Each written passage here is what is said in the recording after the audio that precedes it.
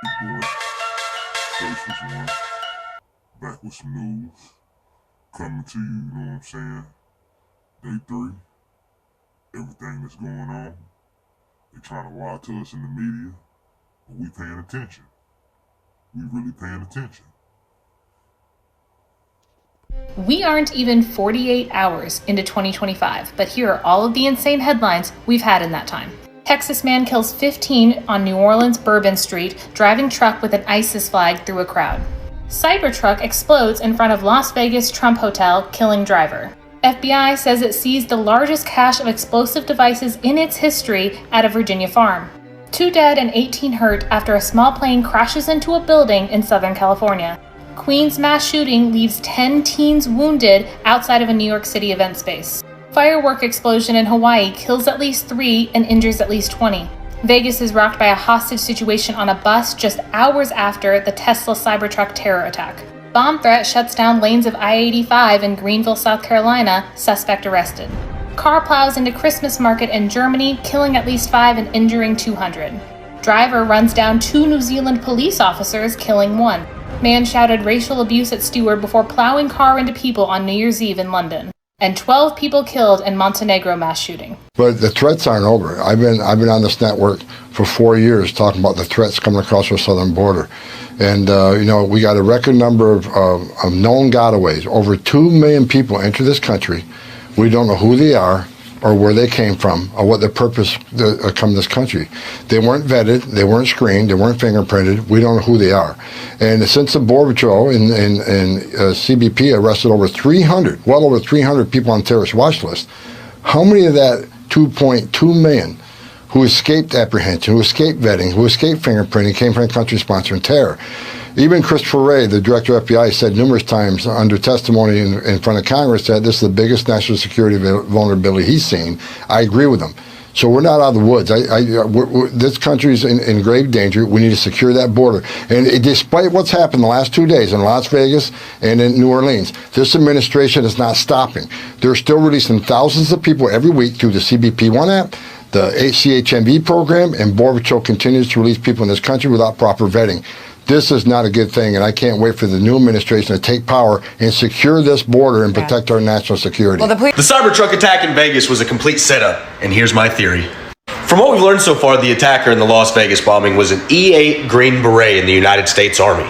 Now, I did not know the dude personally, but from what I've read, he was a registered Republican and quite the Trump supporter. So what message would he be trying to send to Elon Musk and Donald Trump by doing such an attack? I have 2 separate theories. Here's the first. The driver was forced into the truck and then he self-deleted. The responsible party then used Tesla's autopilot mode to direct the truck to drive directly to Trump Tower.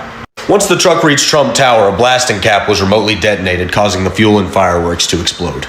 Theory number 2. Now, from what we've learned about the character of the bomber, if he were to do this under his own willpower, there would likely be some kind of blackmail or maybe threats to his family involved. Now, I don't know about you guys, but this is starting to sound like some sort of Mark Wahlberg movie, and I'm really interested to see how this unfolds. If you have a theory, go ahead and stitch this video or drop it in the comments. I want to get some opinions on what you guys think happened. Now, whether he's legitimately responsible or not, I don't know. I don't know if I'll ever know, but thoughts and prayers go out to the victims and all affected by the horrible tragedies that happened over the past week. There's this guy named Brandon that predicted incidents happening in 3 states. He said Tennessee, Nevada, and Louisiana. He specifically said Nashville, Las Vegas, and New Orleans. And he said this about 2 months ago. Check it out. Tennessee and Nevada. As Tennessee and in Las Vegas, as Nashville and Las Vegas, the party scene. There's something about New Orleans, but it's not as strong as what I see about these 2 places. There's something more. It's like one and many. But I would say New Orleans is darker, but there's just one man and many. I would aim. It's a master plan. There's this guy named Brandon. Something is brewing. You can tell, I think. You can feel it, maybe. And you can sense that things are not right. Louisiana, Las Vegas, Luigi. There's a reason that my TikTok series is called The Unraveling, and that is because things are genuinely falling apart right now in front of us, in front of our eyes. And I think the thing that I would say is that I'm not scared. I'm sad. I thought we would have more time. I try to make a bunch of videos to sort of prepare people for what is coming, the changes that are coming for all of us, and the sort of downfall of the apparatus of the state under fascism, among many other things.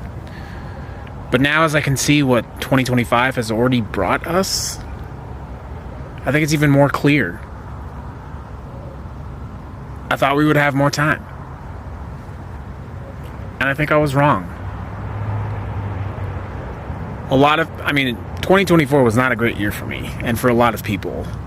But for me and for a lot of people, it's about to get a lot worse, like considerably worse. I just thought we had more time.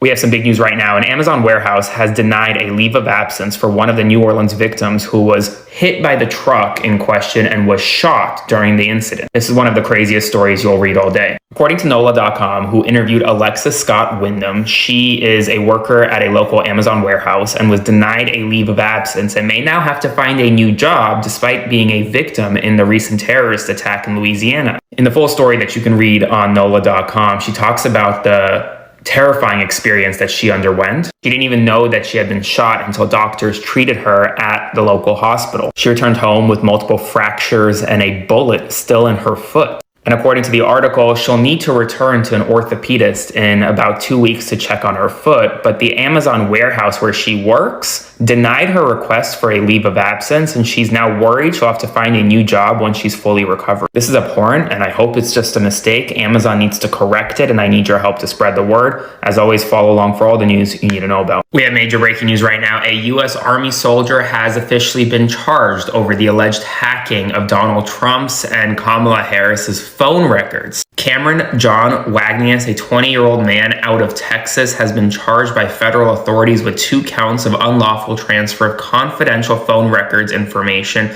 on December 20th, and the indictment was just unsealed this week. Wagnius was a soldier serving in Texas at a fort there. According to the indictment and online reporting, he was allegedly linked to an online handle that was part of several high-profile data breaches, including the Snowflake data hacking, which claimed to have hacked President-elect Trump's and Vice President Kamala Harris's phone records. The indictment did not give any details on the hacking, however, but it does accuse him of selling, quote, confidential phone records online. We don't know the extent of the hack or whether he was actually able to obtain any information from either leader. Comment below your thoughts, spread the word, and follow along for all the news you need to know about. More to come. We have some major breaking news that is terrible. Once again, the country is waking up to yet another mass shooting this morning, this time in Queens, New York. Just a few hours ago, 4 masked gunmen walked up to a nightclub in Queens, New York, opening fire, shooting over 20 separate times. And as a result, 10 people have been injured. Now, thankfully,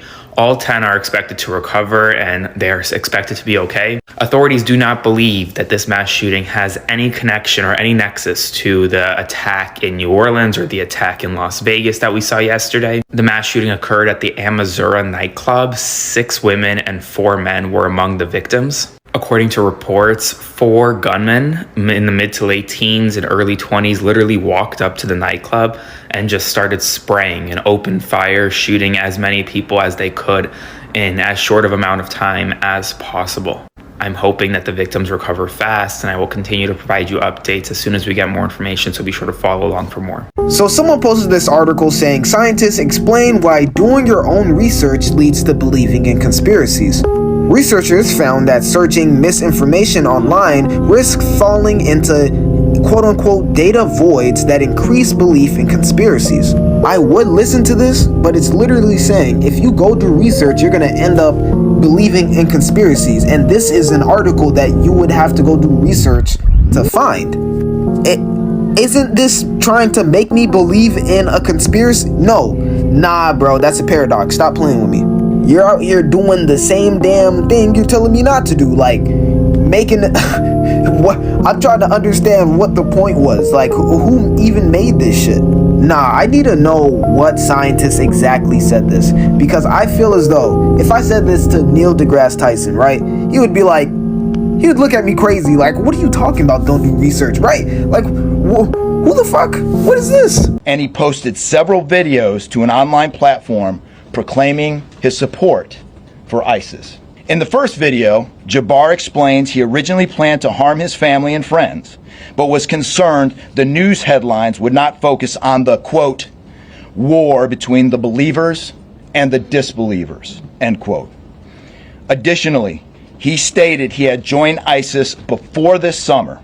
He also provided a will and testament. Scott, if I remember correctly, Scott told me that Al-Qaeda is basically predicting that the casualty count will be between 50 and 60,000 Americans dead. Am I wrong on that? So I don't know the count that they're predicting. What I do know is Al-Qaeda trained and sent 1,000 attackers. 1,000 attackers. When did they come through?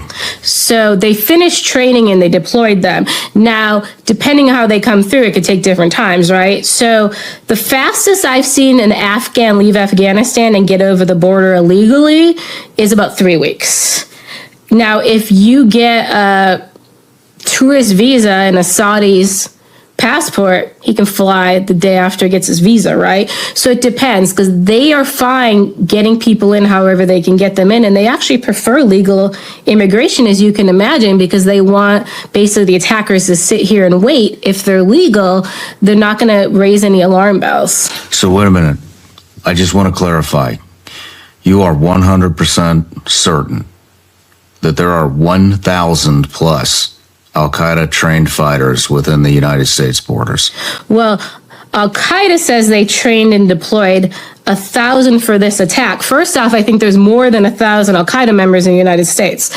But for the Homeland attack, that number is based on what Al-Qaeda is saying, so they could exaggerate it. However, they did have about 1,400 in the Hamas attack, so the number is not off from what they did in the first round of attacks. What is the IRGC? Basically, it's another branch of the Iranian military, but it would be more like JSOC. And then there's different pieces of it. So the most famous one is the Quds Force, and that was one run by Qasem Soleimani. And the Quds Force, it was almost like special ops, CIA, and lethal operations, like all in one. Are they targeting Trump? So Trump is the one they blame for the death of Qasem Soleimani, because he set up the team. He got the approvals. Because remember, Qasem Soleimani, he was an Iranian military general. So the U.S. government wouldn't put him on a hit list because they're like, that's an official in another government. It wasn't until Trump came in and put lethal authorities that the U.S. could go after him. Iran knows this. So they blame his death in Iraq on Trump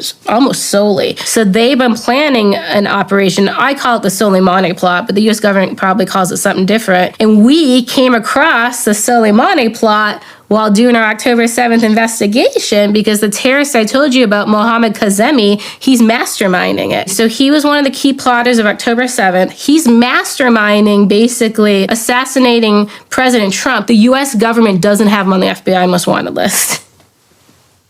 Probably because they want him dead. Our counterterrorism has just gone off the rails. Shot, and I didn't know what I want to do. Do I sit on this? Do I do nothing with it? I've got to tell somebody. I've got to tell the FBI at least, because this is huge. This is all over the news. So this email came in on December 31st at 10:42 a.m. That is Tuesday.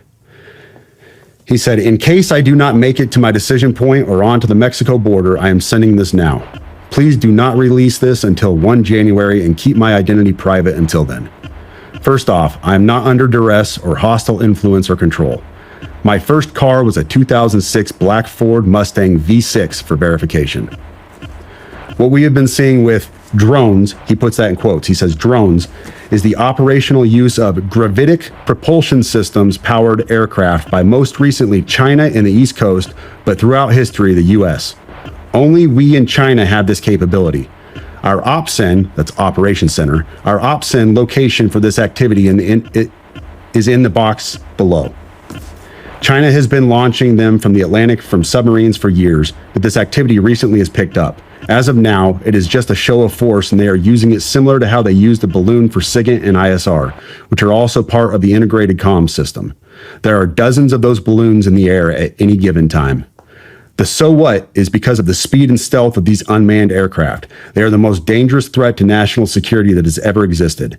They basically have an unlimited payload capacity and can park it over the White House if they wanted. It's checkmate. U.S. government needs to give the history of this, how we are employing it and weaponizing it, and what the way forward is. I've been followed for over a week now from likely Homeland or FBI, and they are looking to move on me and are unlikely going to let me cross into Mexico, but won't because they know I am armed and I have a massive VBID. Let me pause right there for a second. So he says a massive VBID. When I was talking to the FBI yesterday, they didn't know what a VBID was. I had to explain what that acronym meant, literally. You fucking serious? Dead serious. I said it twice and he goes, you said that word VBID. Can you tell me what that is? For your audience, a VBID, for your audience who has not been in the GWOT for the last 20 years, a VBID is a vehicle-borne improvised explosive device. Then he says, for vetting, my LinkedIn is Matt Berg or Matthew Livelsberger, an active duty 18 Zulu out of 110, that's 1st Battalion 10th Special Forces Group. My profile is public. I have an active TSSCI with UAP, USAP access. What is USAP? Do you know what that is? I don't know what that is, man. But well, it started off as comments. So when you have a big Instagram account, you're going to miss a lot of messages because people message, go to hidden messages and everything else. You miss a lot of stuff. Well, I kept seeing this comment on recent posts that I put in there, and it was from this burner account that said, hey, check your DMs, check your DMs, check your DMs. So I go in there and try to find it. There's no message from this guy, hadn't come through or whatever. And then he messages again once that message was opened up. And I said, hey, your previous messages haven't come through. What do you want to tell me? And he said, what I'm going to send you, now these are literally his words, what I'm going to send you is going to change the course of humanity. That was his phrase, change the course of humanity. Okay, a little bit dramatic. I get these messages all the time. People have this big story they want to tell. They want to expose their command, whatever. I take everything with a grain of salt until I have evidence and proof. So this guy is insistent. He tells me that he is a 18 Zulu who I've spoken to before, and he really needs to get this stuff to me. And then he talks about you. He says, I need you to get me in contact with Sean Ryan. I'm like, dude, I don't know Sean Ryan. I'm not that big. But he's insistent that I get him diverted to media sources, says go to Fox News, whatever else. And I said, all right, tell me what you got. So I give him my Proton email account, give him my signal number, and he reaches out immediately, and I'm going to read this initial message for you because this doesn't have names or anything else on it, but this was his message on Sunday.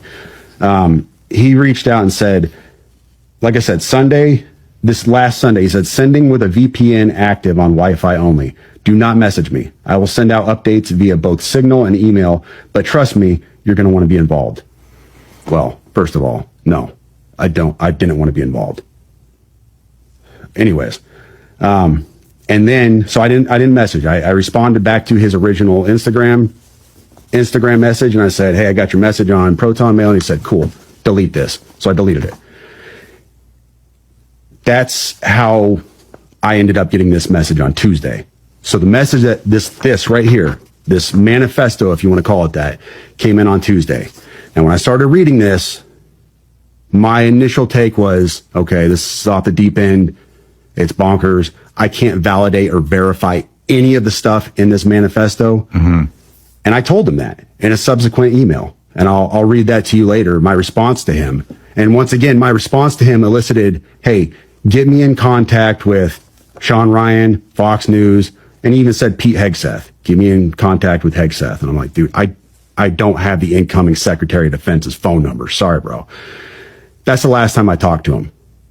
So yesterday morning. What date was that? That was Tuesday. That was this Tuesday. So we're Friday now. That was 3 days ago. So the day before 30th? Yeah, the day before the attack. I dismissed this stuff out of hand. The 31st. It was on the 31st. Yes. In fact, I posted something on my...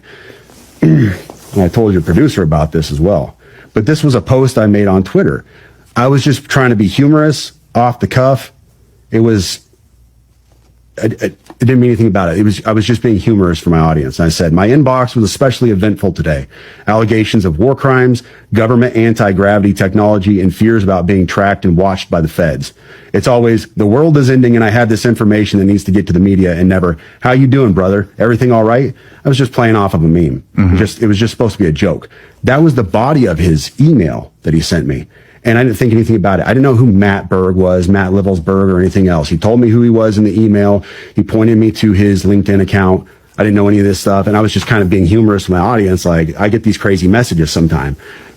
And then the day after that message, I wake up and it was like, hey, Sam, nobody in the community seems to know this guy. Do you happen to know who he is? And I played that for you before we came up here. Just absolute shock. That's how I woke up yesterday. Do you want to play it now? Yeah, excuse my language. I was definitely in shock. Let me find this chat. So, while you're digging through that, you know what we should do? I should get that Instagram account from you to see if they messaged any of our Instagram accounts, and we should also get that email I don't have address. it. I deleted it. You deleted it. He told me to delete it, and I deleted it. Okay. Yeah. We should also get that email address and see if they sent it in through the website, and see if he tried to contact us. Get that to the FBI. So I'm in a military. Hopefully they actually do something. Yeah, I'm in a military group chat. Buddy Green Beret Corey, he says @Sam. Nobody I've asked in the community knows him. You is at 8:46 a.m. yesterday. So I woke up and I said, OF, I'm shaking. This guy emailed me 2 days ago. I'm not playing. And then he said, damn. And then this was my response to him at 8:48. Like, just woke up. I'm fucking shaking, bro. You don't understand. This guy emailed me and told me he was being watched by the FBI and Homeland Security, but they weren't going to do anything to him because he had a VBID. I'm not fucking playing, dude. I have the email. I am shaking, man. This is nuts. And it goes from there. And I sat there for probably an hour talking to my wife. I'm shaking. I can't even think straight. Like, normal day is shot, and I didn't know what I want to do. Do I sit on this? Do I do nothing with it? I've got to tell somebody. I've got to tell the FBI at least, because this is huge. This is all over the news. And then I was like, well, dude, this guy wanted to get in contact with Sean Ryan, so let me get this to Sean Ryan, see if I can get with him. And I had a buddy who knew your producer, and we went from there. But wow. Do you want to read the email? Yep. So this email came in on December 31st at 10:42 a.m. That is Tuesday. He said, in case I do not make it to my decision point or onto the Mexico border, I am sending this now. Please do not release this until 1 January and keep my identity private until then. First off, I am not under duress or hostile influence or control. My first car was a 2006 black Ford Mustang V6 for verification.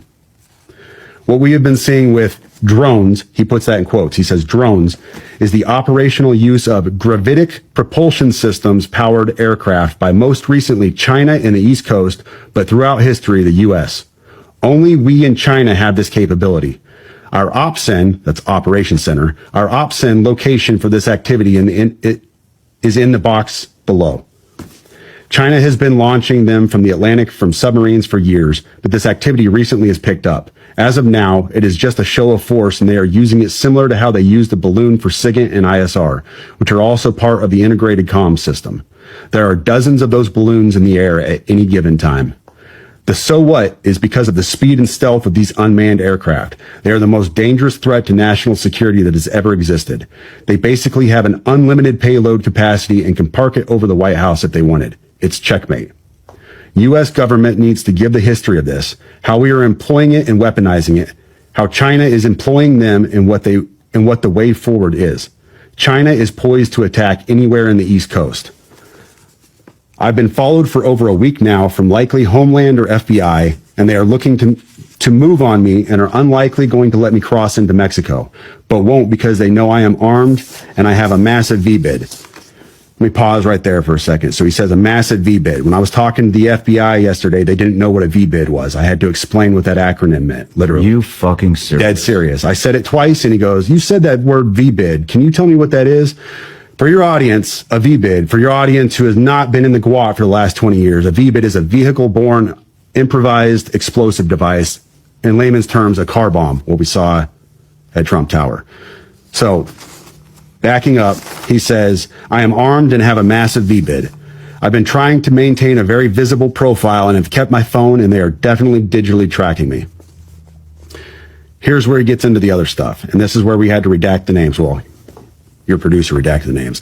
I have knowledge of this program and also war crimes that were covered up during airstrikes in Nimruz province, Afghanistan in 2019 by the admin, DOD, DEA, and CIA. I conducted targeting for these strikes of over 125 buildings. 65 were struck because of civcas, that's civilian casualties, that killed hundreds of civilians in a single day. U.S. FORA continued strikes after spotting civilians on initial ISR. It was supposed to take 6 minutes and scramble all aircraft in CENTCOM. The UN basically called these war crimes, but the administration made them disappear. I was part of that cover-up with U.S. FORA, an agent, redacted, of the DEA. So I don't know if my abduction attempt is related to either. I worked with, redacted, IO staff on this as well as the response to Bala Murghab. Redacted commander at the time, redacted can validate this. You need to elevate this to the media so we avoid a world war because this is a mutually assured destruction situation. Then he says, for vetting, my LinkedIn is Matt Berg or Matthew Livelsberger, an active duty 18 Zulu out of 110, that's 1st Battalion 10th Special Forces Group. My profile is public. I have an active TSSCI with UAP, USAP access. What is USAP? Do you know what that is? I don't know what that is. But I checked his credentials on LinkedIn. So that was the first thing I did. I went to his LinkedIn page. First thing I noticed was all of his bona fides were in place. He has all the UAS training from USASOC and everything else. And so I said, okay, at least the guy knows what he's talking about with drones. That was a very rough dig into the guy. But my issue was I couldn't validate or verify any of this information. And I told him that. And how I responded to him was in a subsequent email. I said, this is obviously a very big deal, but I don't have anything to verify this information with. Talking about gravitic propulsion systems without evidence just makes me another UFO talking head. Like, I'm not going to go on my social media page and start talking about UFOs and anti-gravity systems and everything. I don't know what you're talking about. I can't. And he said, can I get on Fox News Contact on Signal as well as Sean's show? Hegseth would be good too. That was his last message to me. Wow. Yeah. You know, the thing is, what is a gravitic propulsion system? To be honest with you, it is a fancy term you're going to find in science fiction. You won't find it in any, as far as I know, you won't find this in any kind of official manual or, scientific research. This is all science fiction.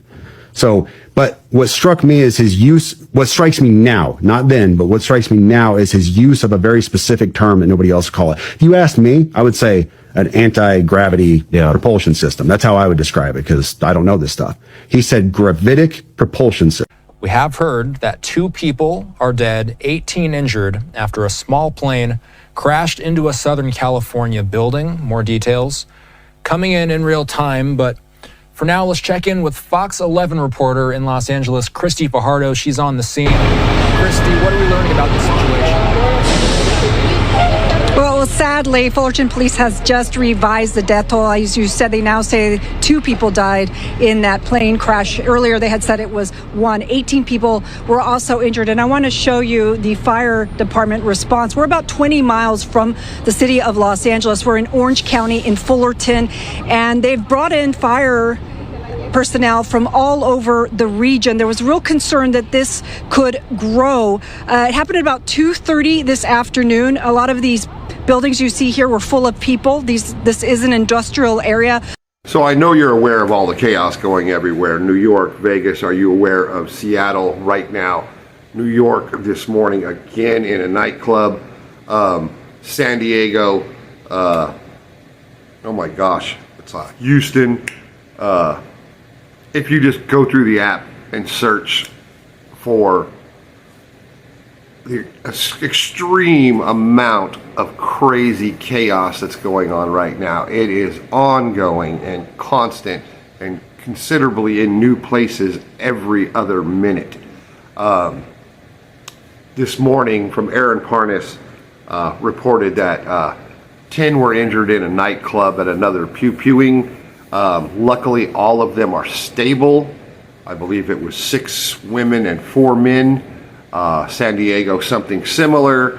There is a standoff at a 76 up in Washington right now with another pew-pew involved. It is one after another. When I say search, I mean on this app. It's faster, trust me. Y'all, let me explain how these motherfuckers play in our face. They are playing in our face right now, and they are testing our intelligence level at this point, and they just want us to be distracted. So you mean to tell me that the cat in Las Vegas, the one that was in the Cybertruck that blew up in front of the Trump Tower, right? You mean to tell me that y'all go in to identify his body is completely burnt to a fucking crisp, meaning that he is completely unidentifiable. This information is coming from the local authority as well as the news sources, right? Completely unidentifiable. Like, you also find weapons, different guns and stuff like that in there, and the guns are completely burnt to a crisp, meaning that you cannot get serial numbers or anything off of the weaponry. However, you are able to find 2 damn near perfectly intact forms of ID. You are able to find his military ID and his passport. Make that make fucking sense. You mean to tell me his whole body burnt to a fucking crisp, but a piece of paper like a passport did not? In an explosion? Okay. You may have gotten me with 1 identification, but 2? No. Then with the man from the that did the unalivings in New Orleans, so you telling me that a camera crew goes to Houston and does a MTV Cribs walkthrough of his fucking? When did we start doing that? When did we start going through a person's house on camera? And then you're pointing out perfectly placed items, meaning like perfectly placed papers on the countertop, a perfectly placed Quran with a message or the book being on a specific page that supports the narrative. You find this carpentry area and said, oh, this is where he was making bombs, but you didn't find a bomb. Like, it's they are playing in our face. Like, none of this shit makes sense. None of this shit makes sense. And you can tell they like scrambling. Like, they're just throwing out narrative to see which one gonna stick at this point. Bam! Here's some news for you. I can't believe this. Alexis Scott Wyndham, who was literally shot in the New Orleans terrorist attack, was denied leave from her job at the, drumroll please, Amazon delivery plant. Right? There you go, Bezos. Way to double down on your douchebaggery oligarchness. You know why people are lining up to pull the cord on the guillotine now. It's unbelievable. These guys don't care anymore. They literally consider us peasant scum. I would say everybody delete your Amazon account now. The FBI says it found more than 150 pipe bombs in a raid on a Virginia farm, the largest seizure of its kind in history. Investigators say Brad Spafford was arrested after a tip that he was stockpiling weapons. Court documents say Spafford used photos of President Biden for target practice. Spafford's attorneys say there's no evidence he threatened anyone. And I do want to take you to another developing story that we are following. This one is actually coming in out of Idaho. I want to tell you what police are providing at this point. Now, they do say that a man has been arrested after investigators say he actually placed an improvised explosive device on a train car. Take a look. That is his mugshot that has been released by investigators. This was over in Payette. Police say on New Year's Day, around 6 p.m. local time, Payette police were called to the 600 block of North 8th Street for a suspicious man seen near a parked railroad car attempting to light something on fire. Officers got there and say they found fresh footprints in the snow and were able to track them to a train car where they found an undetonated improvised explosive device, or IED. Police say they followed the footprints in the snow to a camp trailer that was parked near a home fairly close by. Officers say 40-year-old Brent Shirai, seen right there, tried to run from the camp trailer but surrendered to police officers after a short chase. So this story is not being pushed yet, but we need to talk about Brad Spafford. So he was just found in Virginia this past December. with over 150 explosives, pipe bombs, rifles, all type of crap. And they saying this is the largest seizure that they've ever seen. Now, why do I find this interesting? I find it interesting because they're talking about the way that these people that just attacked it in New Orleans, the way that they're doing it, it reminds them of the Mossad. So it was this chick on the Sean Ryan show. She was talking about the Mossad, and she was talking about how they would attack Americans, right? So go watch the Sean Ryan show. I can't think of the lady name, honestly, so I can't help you there, unfortunately. But basically, she was talking about how the Mossad would actually go about attacking America and Americans. And now on the news, they're saying that this attack looks similar to their style of combat. What's interesting, now they're finding people like Brad Spafford popping up in Virginia and other places. You see what I'm saying? And when you think about people letting, you know, criminals in from other countries and things of this nature, it really just you got to really ask yourself what's actually going on in our country right now. A part of me wants to say this is more fear mongering, and it definitely is. But at the same time, it's still actually happening. And when you look at all of the puzzle pieces, it just really makes me as an American want to present this to the public and say, you know, it's a scary world that we're living in, and just stay ready so you don't got to get ready. Like and subscribe to my YouTube channel, Internet Damage Report. Faces One here, reporting to you, letting you know what the people think. You might hear me say my couple words or whatever. Just subscribe to my channel, and I will be making more content.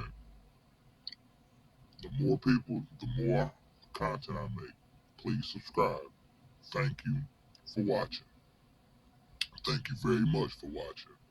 If you watched it all the way through.